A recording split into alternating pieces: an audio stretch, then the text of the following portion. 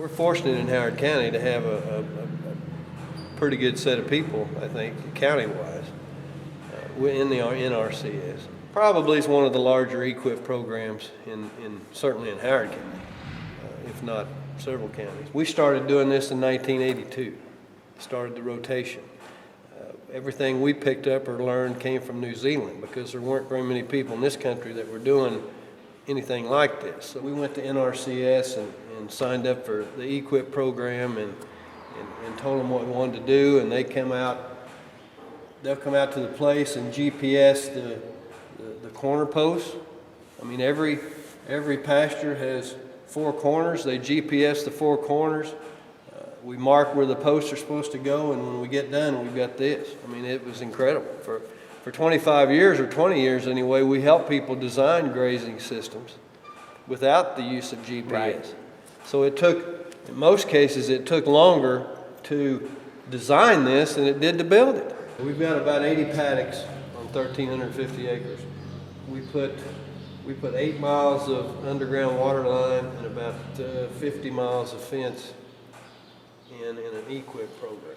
Got a central lane that goes through the middle of the property, and so we can move cattle from here to here in about 30 minutes, one person. What's your predominant seeding methods? Or are you seeding a lot, or are you able to do it through the grazing? We try to do it that way. It's predominantly fescue base, obviously, in central Missouri. We add a little Lespedeza periodically, every few years. We're going to try something a little different next year and do a little spraying, I think, for weeds, which we've never done before. Possibly no-till, some orchard grass and stuff in the fescue to try to dilute some of the effects. We think we're diluting it quite a bit anyway by the way we manage it. The way I qualified it initially was that I was going to do this anyway. And for NRCS to cost share was just a actual benefit, big benefit for us. There is as people would say, I'm sure you run into it all the time, there's some hoops you have to jump through, and you've got to do a little paperwork, and like with any cost share deal. But for 50% cost share on anything like this, I don't mind doing a little paperwork, and I don't mind jumping through a few hoops for money. So I think people have a stigma that it is a lot of work, and whether it's worth it or not, people kind of get in a rut and can't get out of it, and they just don't want to try something different. They don't want to try something new. Once they get over that and get in the middle of the program, once they get a piece of property, I don't care if it's 6 acres or 60 acres or 600 or 6,000, once they get it set up like this, life is so much easier. I mean, one man can operate 300 to 400 cows by himself where it would normally take 2 or 3 people to do the same thing. I mean, we can bring cows from the far corner to right here to where we work cattle. One guy can do it in 30 minutes from anywhere on the place. So even if it wasn't more grass, more production, better nutrition, all those other things, it absolutely cuts labor by 2/3 to run the same amount of head. I don't care whether you're running 6 cows, 60 or 600, it cuts labor by 2/3.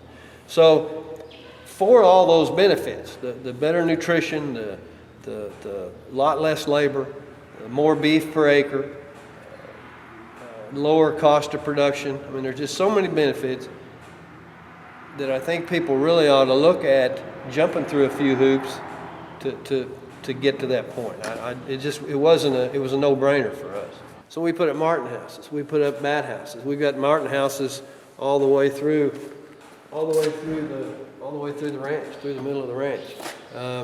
One of our enhancements is that we chose. We sample manure samples periodically throughout the year, and it tells you what the cows are consuming, whether they're getting the proper ingredients or not from what they're eating 30 days ago. We have key grazing. We have 5 key grazing areas throughout the ranch that we monitor after the cattle have grazed and they come off and it's rested. We monitor those for plant populations and whether the plant diversity changes, if we get new warm season grasses in those areas and some things like that.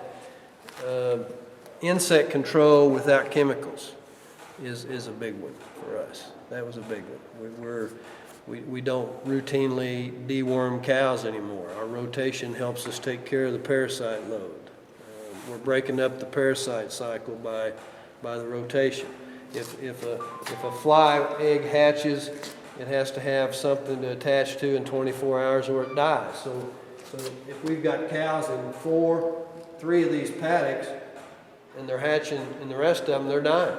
So we're breaking up the parasitic cycle. So there's just a lot of enhancements like that people need to be doing anyway for nature, like you're talking about, that you know, you can plant wildflowers along the creek. You can do a quail section, take out 2 acres and do quail in the back and I mean, there's lots of things that we're not doing that are choices that we could have made.